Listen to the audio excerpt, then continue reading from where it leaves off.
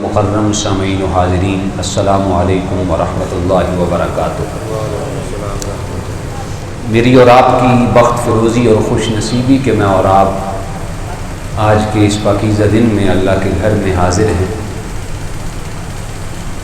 پروردگار عالم ہماری اس حاضری کو اپنی بارگاہ میں قبول فرما کر ہم سب کے لیے خوش آخرت کا سبب اور سامہ بنائے، آمین۔ آج محرم الحرام کا آخری دن ہے اور شام کو انشاءاللہ سفر کا مہینہ شروع ہو جائے گا۔ آپ جانتے ہیں کہ ماہ سفر کو عروس الشہر بھی کہا جاتا ہے، یعنی شادیوں کا مہینہ یا عرس کا مہینہ۔ بے شمار اولیاء کرام کے اعراس اس مہینے میں انعقاد پذیر ہوتے ہیں، اور میں دور کہاں جاؤں، آپ کے اسی شہر لاہور میں 18، 19، 20 کو حضور فیض عالم داتا گنج بخش علی اجمیری کا عرس ہوتا ہے۔ اسی طرح حضور سیدی و سندی شیخ احمد سرہندی مجدد الفسانی کا عرس بھی اسی مہینے میں ہوتا ہے، اور حضور سیدی و سندی امام عشق و وفا سیدی اعلیٰ حضرت امام احمد رضا خان فاضل بریلی رحمۃ اللہ تعالی علیہ، آپ کا عرس بھی اسی مہینے میں ہوتا ہے۔ بے شمار حضور سیدی فضیل بن ایاز، حضور سیدی خواجہ جنید بغدادی، اور حضور سیدی فضل حق خیر آبادی اور دیگر مشاہیر کا اور مشائخ کا اور اولیاء کا عرس اس مہینے میں ہوتا ہے، تو اس لیے اس کو عروس الشہر بھی کہا جاتا ہے، یعنی اعراس کا مہینہ، عرس کا مہینہ۔ آج کی اس نشست سعید میں چند معروضات میں مقام ولایت واقعہ اصحاب کہف کی روشنی میں آپ کی گوش گزار کرنے کی سعادت حاصل کروں گا۔ اللہ تعالیٰ میری زبان پر اعلاء کلمۃ الحق جاری فرمائے۔ سورہ کہف کی ایک آیہ نور کا ایک حصہ میں نے تلاوت کرنے کی سعادت حاصل کی ہے، جس کے اندر یہ ذکر ہے وَلَن تَجِدَ لَهُ وَلِيًّا مُرْشِدًا۔ اس کے پیچھے جو آیت کا مضمون ہے وہ اصحاب کہف کے واقعہ کی طرف رہنمائی کر رہا ہے۔ سب سے پہلے تو یہ جاننا ضروری ہے کہ اصحاب کہف کون تھے، کس ملک میں رہنے والے تھے، اور اللہ نے ان کا ذکر قرآن میں کیوں کیا۔ حضرت سیدنا عیسیٰ روح اللہ علیہ السلام کے بعد کوئی 200 سال کے عرصے کے بعد سلطنت روما پر ایک بادشاہ گزرا ہے جس کا نام تھا دقیانوس۔ ہمارے ہاں جو ایک محاورہ پایا جاتا ہے، کہتے ہیں کہ دقیانوس ہے، تو دقیانوس کا اصل مطلب جو ہوتا ہے وہ پرانے ذہن کے لوگ، پرانی جاہلیت زدہ لوگ اور پرانے رسم و رواج پہ اٹکے رہنے والے لوگ۔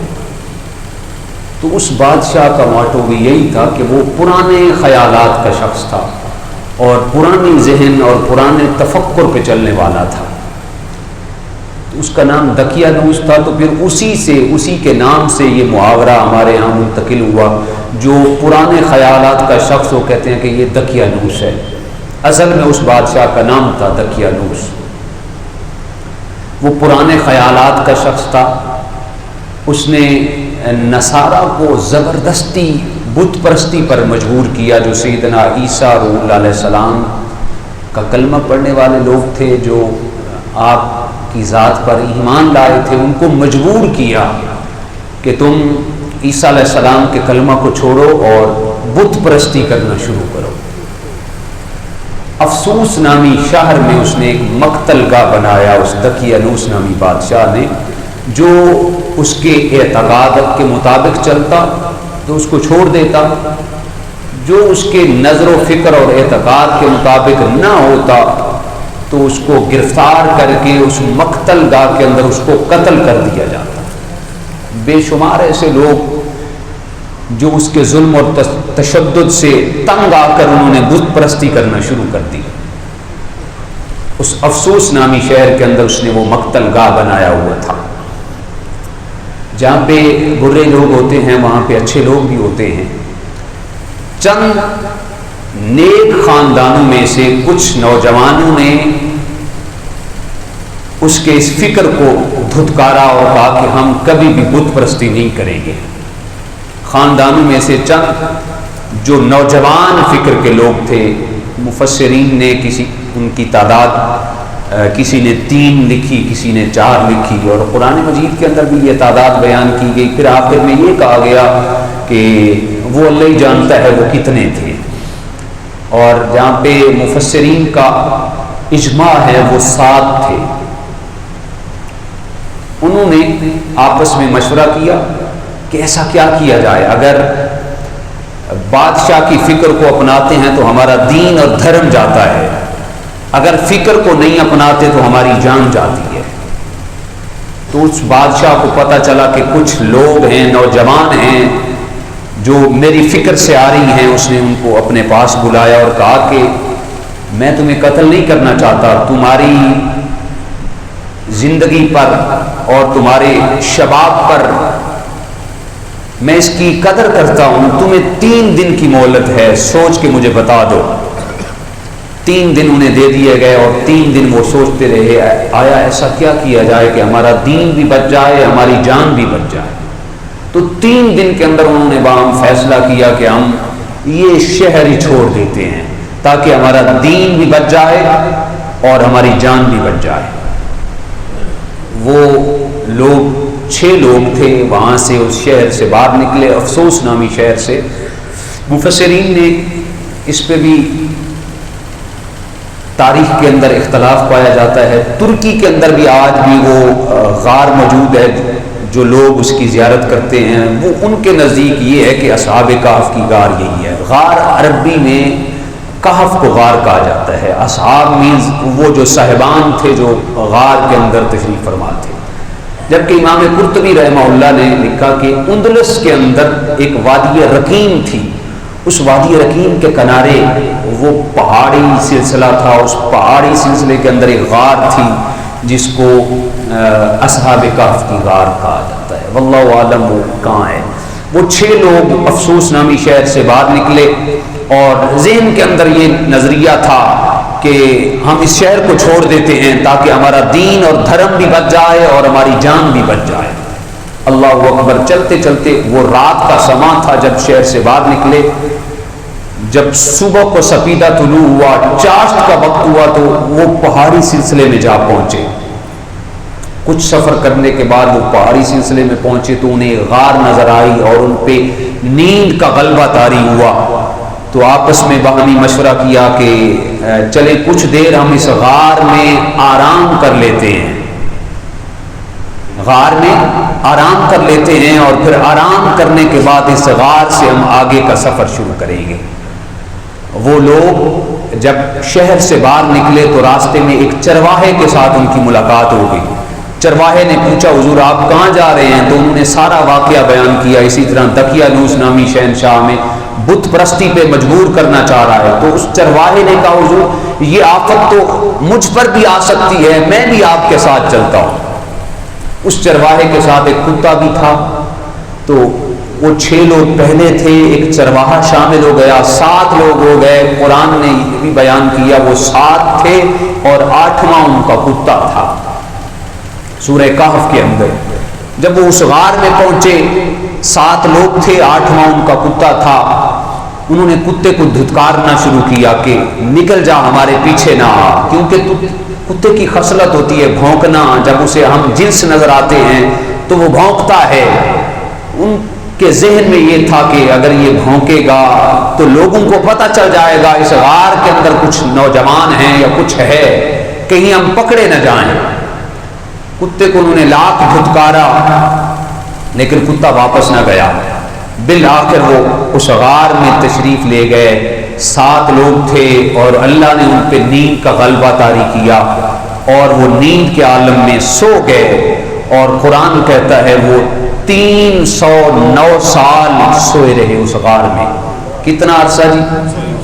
309 سال۔ یہ نظم قدرت تھا، نظام الہی تھا۔ اللہ نے اس قدر ان کے مصروفیات اور ان کے آرام کا خیال کیا، اللہ اکبر۔ 309 سال ان پہ نیند کا غلبہ طاری رہا۔ 309 سال کے بعد فَضَرَبْنَا عَلَىٰ آذَانِهِمْ فِي الْكَهْفِ سِنِينَ عَدَدًا، اللہ نے ان کی نیند کا اس قدر اہتمام کیا کہ اللہ نے ان کے کانوں پر تھپکیاں لگا دی تاکہ یہ لوگ سوئے رہیں، ان کے کانوں کے اندر باہر کا کوئی شور و غل بھی نہ پڑے۔ کس قدر آرام ہے، آرام کا خیال ہے بار الہ کو۔ اللہ نے ان کے کانوں پر فَضَرَبْنَا عَلَىٰ آذَانِهِمْ فِي الْكَهْفِ سِنِينَ عَدَدًا، کئی سو سال تک اللہ نے ان کے کانوں پہ تھپکیاں لگا دی، باہر کا شور ان کے کانوں میں نہ پڑے تاکہ یہ سوئے رہیں، آرام کرتے رہیں۔ دیکھیں اللہ کو اپنے محبوبین کے آرام کا کس قدر خیال ہے۔ پھر آگے کیا ہوا جی؟ وَنُقَلِّبُهُمْ ذَاتَ الْيَمِينِ وَذَاتَ الشِّمَالِ۔ 309 سال کا عرصہ کوئی عام اور معمولی سا عرصہ نہیں ہے۔ آج ہماری سائنس اور ہماری تاریخ بتاتی ہے کہ اگر ایک جسم کو مٹی پہ رکھا جائے تو 3 دن کے اندر وہ جسم پھٹنا شروع ہو جاتا ہے۔ وَنُقَلِّبُهُمْ ذَاتَ الْيَمِينِ وَذَاتَ الشِّمَالِ، اللہ نے فرشتوں کی ڈپٹیاں لگا دی، اے میرے فرشتوں ہر 6 ماہ کے بعد تم نے ان کی کروٹوں کو بدلنا ہے۔ وَنُقَلِّبُهُمْ، ان کی کروٹوں کو بدلنا ہے، ذات الیمین و ذات الشمال، کہ شمال والے کروٹ کو پھر دائیں سائڈ پہ کر دینا ہے، دائیں سائڈ والی کروٹ کو بائیں سائڈ پہ کر دینا ہے۔ اللہ نے ان کے آرام کا کس قدر اہتمام کیا تاکہ ان کا جسم جامد نہ ہو جائے۔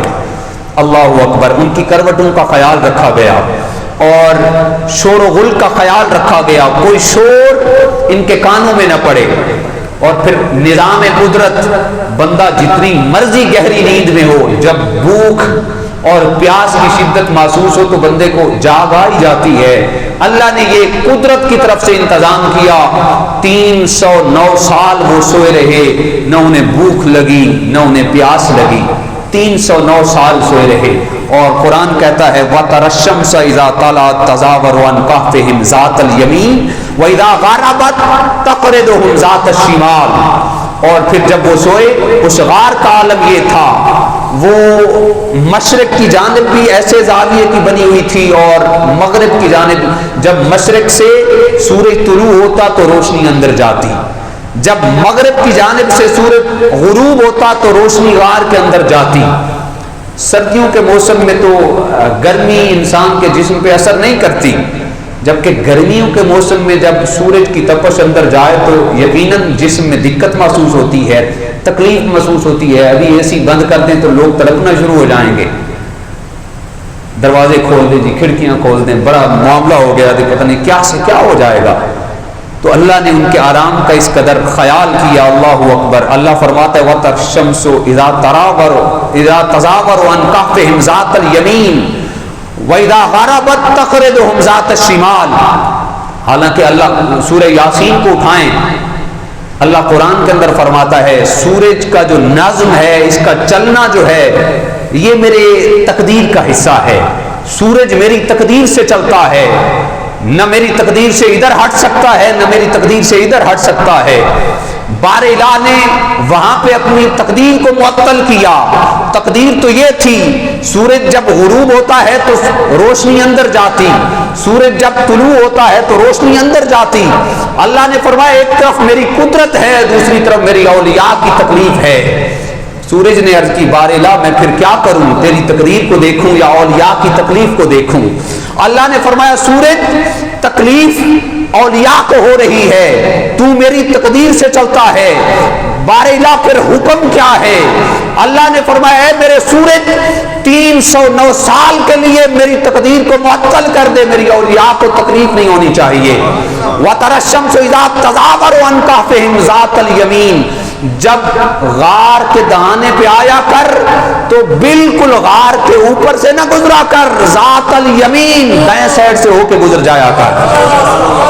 وَإِذَا غَرَبَتْ تَقْرِضُهُمْ ذَاتَ الشِّمَالِ، جب غروب ہوا کر تو غار کے اوپر سے غروب نہ ہوا کر بلکہ شمال والے حصے سے ہو کے غروب ہو جایا کر۔ کیوں؟ اس لیے کہ فَتَجَاوَرُوا عَنْ تَحْتِهِمْ ذَاتَ الْيَمِينِ وَذَاتَ الشِّمَالِ وَإِذَا غَرَبَتْ تَقْرِضُهُمْ ذات الشمال فتجاوزوا عنہم فی، کیوں؟ اس لیے کہ یہ سورج کا دائیں ہونا، یہ سورج کا بائیں ہونا، یہ کس وجہ سے ہے؟ فتجاوزوا فیہم، فرمایا اس لیے کہ اس میں میرے محبوب بندے تشریف فرما ہیں، میرے مقربین اس میں تشریف فرما ہیں، اولیاء اس میں تشریف فرما ہیں۔ اللہ کو کس قدر اہتمام ہے اولیاء کی تکلیف کا، ان کے رہائش کا، ان کے جناب والا آرام کا۔ کبھی اللہ کانوں پہ تھپکیاں دے رہا ہے، کبھی اللہ ان کی کروٹیں بدل رہا ہے، کبھی اللہ سورج کو حکم دے رہا ہے دائیں اور بائیں سائڈ سے ہو کے گزر جایا کرو۔ کیوں؟ اس لیے کہ اس میں میرے محبوبین اور مقربین تشریف فرما ہیں۔ تو پتہ چلا جہاں پہ اللہ کے اولیاء ہوتے ہیں وہاں پہ تقدیریں بدل جایا کرتی ہیں۔ اگر یہ حدیث ہوتی تو ہو سکتا تھا لوگ اس کو ضعیف کہہ کے اس کو دھتکار دیتے کہ یہ ضعیف حدیث ہے، یہ مقطوع ہے، یہ فلاں ہے، یہ فلاں ہے۔ یہ کیسے ہو سکتا ہے؟ جہاں پہ اولیاء ہوں اللہ کی تقدیر بدل جائے۔ تو صاحبان مودت، دوستان عزیز، یہ اگر حدیث ہوتی تو دھتکاری جا سکتی، نعوذ باللہ معاذ اللہ۔ لوگ اس کو ضعیف قرار دیتے۔ یہ کوئی قصہ کہانی نہیں ہے، یہ کوئی استشہاد اور حدیث نہیں ہے، یہ قرآنی واقعہ ہے سورہ کہف کا۔ اللہ فرماتا ہے جہاں میرے محبوبین تشریف فرما ہوں میں اپنی تقدیریں بدل دیتا ہوں، میں اپنی تقدیریں بدل دیتا ہوں۔ اندازہ کریں سابقہ امت کے اولیاء اگر اللہ کے ہو جائیں، اللہ ان کے لیے تقدیریں بدل دیتا ہے اور بدلتا بھی رہا ہے، تو کیا خیال ہے آقا دو جہاں جان عالم کی امت کے اولیاء کے لیے اللہ تقدیریں نہیں بدلتا؟ غوث اعظم کے لیے، حضور سیدی فیض عالم داتا گنج بخش علی حجویری کے لیے، حضور خواجہ غریب نواز کے لیے، حضور سیدی وسانادی خواجہ اویس کرانی کے لیے اللہ تقدیریں نہیں بدل سکتا۔ مدینے کے گدا دیکھے ہیں دنیا کے امام اکثر، مدینے کے گدا دیکھے ہیں دنیا کے امام اکثر، بدل دیتے ہیں تقدیر محمد کے غلام اکثر۔ اللہ نے یہ اعلان کیا،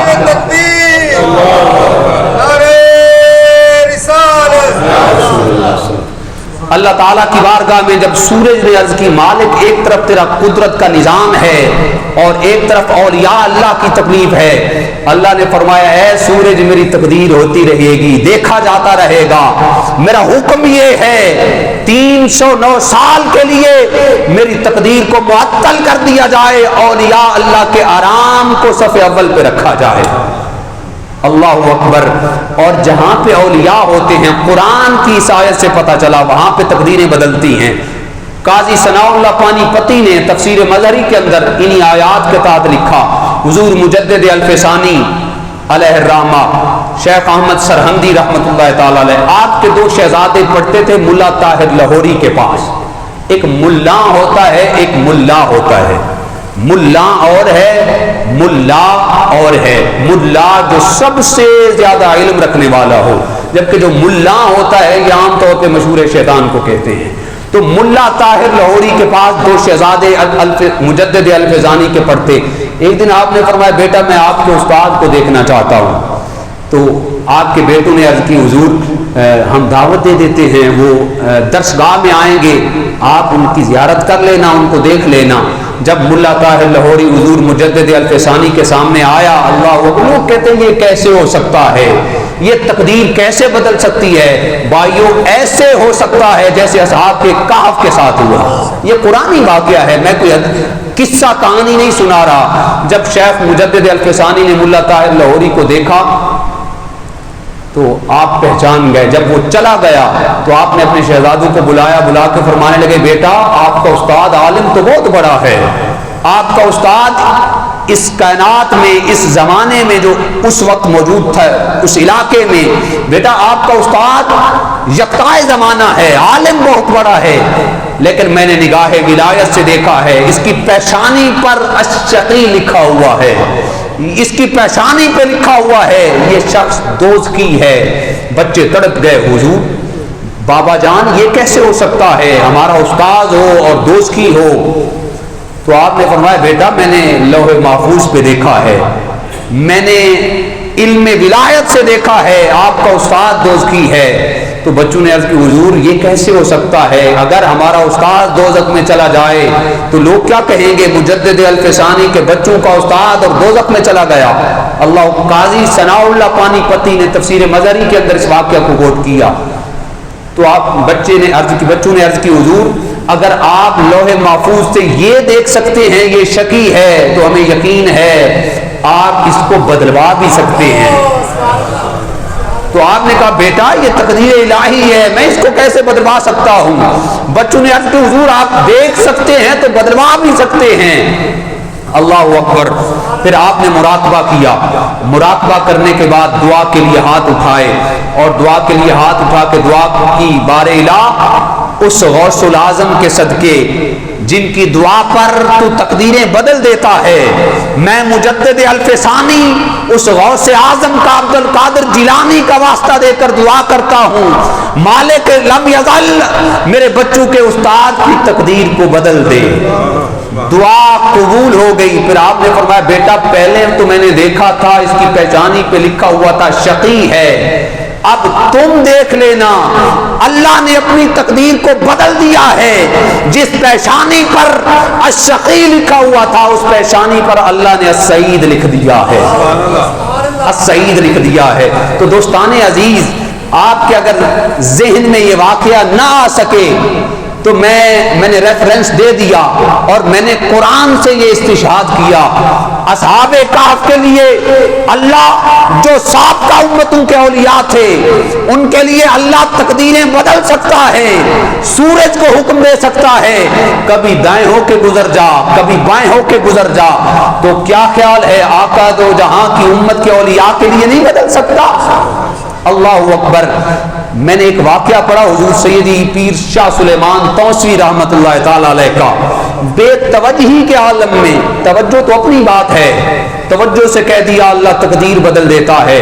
ہمارا تو ایمان ہے، میرا ایمان ہے، آپ کا ہو نہ ہو میرا ایمان ہے، اگر بے توجہی کے عالم میں بھی اولیاء کی زبان سے کوئی جملہ نکل جائے اللہ پھر بھی تقدیر بدل دیتا ہے۔ حضرت شاہ سلیمان توسوی رحمت اللہ تعالی علیہ، ہو سکتا ہے سال یا 2 سال پہلے میں نے آپ کو یہ واقعہ سنایا ہو۔ اللہ اکبر۔ یہ وہ شاہ سلیمان توسوی ہیں جو حضور سیدی وسانہ دی پیر مہر علی شاہ صاحب کے بھی دادا پیر ہیں۔ پیر مہر علی شاہ صاحب مرید ہیں پیر سیال لجپال کے، اور پیر سیال لجپال شہنشاہ اسلام شیخ الاسلام والمسلمین خواجہ خواجگاں خواجہ قمر الدین سیالوی آپ مرید تھے حضور شاہ سلیمان توسوی پیر پٹھان کے۔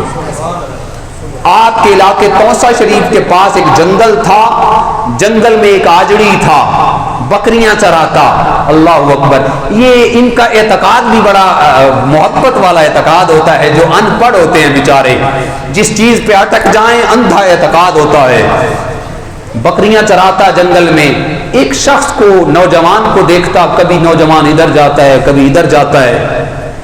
تو ایک دن بابا جی نے بکریوں کا دودھ چوا اور اس نوجوان کے آگے کھڑے ہو کے کہنے کا آج میں آپ کو جانے نہیں دوں گا، یہ لیں دودھ پئیں تشریف فرماؤ، میں کافی عرصے سے دیکھ رہا ہوں کبھی آپ ادھر کو جاتے ہیں کبھی ادھر کو جاتے ہیں، وجہ کیا ہے، کہاں آتے جاتے ہیں؟ تو اس نوجوان نے کہا حضور دراصل بات یہ ہے بابا جی، بات یہ ہے ادھر میرا غریب خانہ ہے اور ادھر میرا پیر خانہ ہے، کبھی جب پیر خانے کی محبت تڑپتی ہے بھانگڑ مچلتا ہے میں ادھر پیر خانے چلا جاتا ہوں، کبھی جب ادھر سے ہو کے گھر کی یاد آتی ہے تو میں ادھر اپنے غریب خانے پہ چلا جاتا ہوں۔ اچھا کیوں پیر کیا ہوتا ہے؟ اس آجڑی نے کہا یہ پیر کیا ہوتا ہے؟ اس نے کہا یہ پیر وہ ہوتا ہے جو اللہ کی بارگاہ کا پتہ بتاتا ہے، پیر وہ ہوتا ہے، ولی وہ ہوتا ہے جن کو دیکھنے سے خدا یاد آتا ہے، اور جو میرے پیر صاحب ہیں بڑے عالم ہیں، بڑے درویش ہیں، بڑے فقیر ہیں۔ اللہ اکبر۔ مدینے کے گدا دیکھے ہیں دنیا کے امام اکثر بدل دیتے ہیں تقدیر محمد کے غلام. اچھا میں بھی مرید ہونا چاہتا ہوں. کیا کہا اس آجڑی نے؟ میں بھی مرید. جب اتنے بڑے عالم ہیں دیکھنے سے اللہ یاد آتا ہے تو پھر تو ان کی بارگاہ میں جانا چاہیے. آپ مجھے ساتھ لے کے چلیں, میں مرید ہونا چاہتا ہوں. تو اس نے کہا بابا جی دراصل مجھے کوئی کام ہے, میں تو گھر جا رہا ہوں. ہاں ایسا ضرور ہے, آپ چلے جاؤ توسا شریف, وہاں پہ جا کر پیر صاحب کو میرا سلام دینا اور کہنا آپ کا مرید ملا تھا اور اس کا نام یہ تھا.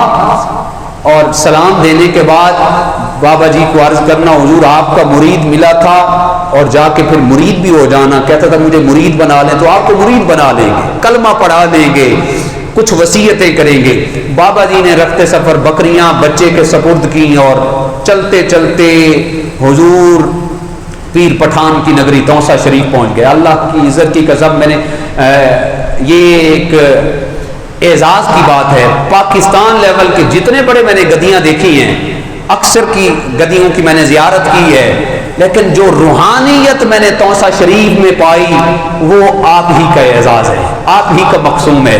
بابا جی چلتے چلتے توسا شریف پہنچے تو حضور شاہ سلیمان توسوی مسند ولایت پہ تشریف فرما تھے, اور پٹھان تھے, اور پٹھان وہ سرحدی پگیں پہن کر بابا جی کے سامنے زانوِ تلمذ طے کر رہے تھے. اچھا پتہ نہیں ہوتا, آپ تو پڑھے لکھے ہیں, مجھ جیسا ناقص علم کبھی چلا جائے, آداب کا پتہ نہ ہو تو بندہ ویسے ہی مجلس میں چلا جاتا ہے. تو اس بابا جی ان پڑھ بیچارے آجڑی تھے, مجلس کے آداب کا پتہ نہیں تھا, جوتی سمیت مجلس میں چلے گئے. جب پٹھانوں نے دیکھا نا کہ اس بابا جی آجڑی کو آداب مجلس کا پتہ نہیں, جوتی سمیت اندر آ رہا ہے, اور یہ مسجد کا فنائے مسجد ہے, مسجد کا فرش ہے, تو پٹھانوں نے نا ایسے آستینے چڑھانا, ہو تیری خیر ایسی کی تیسی. پٹھانوں کا غصہ اللہ معاف کرے, جب غصہ آ جائے وہ کھوچا تیری کی فلاں فلاں.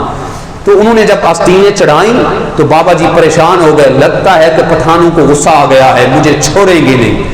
کچھ پٹھان اٹھنے لگے کہ بابا جی کو سمجھائیں. شاہ سلیمان توسوی کی نظر پڑی تو فرمانے لگے اے میرے مریدوں بیٹھ جاؤ, دعا کریں نظر کرم پڑ جائے کسی پہ. جس پہ اللہ کے ولی کی نظر کرم پڑ جاتی ہے تو پھر کبھی نان بئی ہوتا ہے تو خواجہ باقی باللہ اسے باقی باللہ ثانی بنا دیتے ہیں. پھر اگر نظر پڑ جائے تو مرید کو باقی باللہ ثانی مجدد الف ثانی بنا دیتے ہیں. نظر پڑنے کی دیر تھی, خواجہ شاہ سلیمان توسوی کی نظر پڑی تو آپ نے فرمایا بھئی بیٹھ جاؤ, بابا جی آگے آ جائیں. بابا جی کو آگے بلایا, اٹھ کے کھڑے ہو کے ملے, گلے لگایا, ماتھا چوما, سامنے بٹھا کے فرمانے لگے بابا جی بتاؤ کیسے آنا ہوا, بابا جی بتاؤ کیسے آنا ہوا. اچھا جب کبھی حواس باختہ بندہ ہو جائے نا, پتہ نہیں چلتا کہ میں کیا بول رہا ہوں, زبان ساتھ نہیں دیتی, اعضائے بدنیہ ساتھ نہیں دیتے, بندہ حواس باختہ ہو جاتا ہے. دنیا کے لیے یہ قانون اور قاعدہ اللہ نے بنایا, اپنے اولیاء کے, اللہ تعالیٰ نے اولیاء کو یہ ہمت طاقت اور توفیق دی, اولیاء کی زبانوں سے نکلے ہوئے الفاظ کی اللہ لاج رکھتا ہے, تقدیریں بدل دیتا ہے. اور یہ سورہ کہف کی آیات سے یہ بات ثابت ہے. اصحاب کہف کے لیے اللہ نے اپنی تقدیروں کو بدلا. شاہ سلیمان توسوی نے کہا کہ بیٹا بابا جی بتاؤ کیسے آنا ہوا. وہ بابا جی حواس باختہ تھے, پٹھانوں سے ڈرے ہوئے تھے.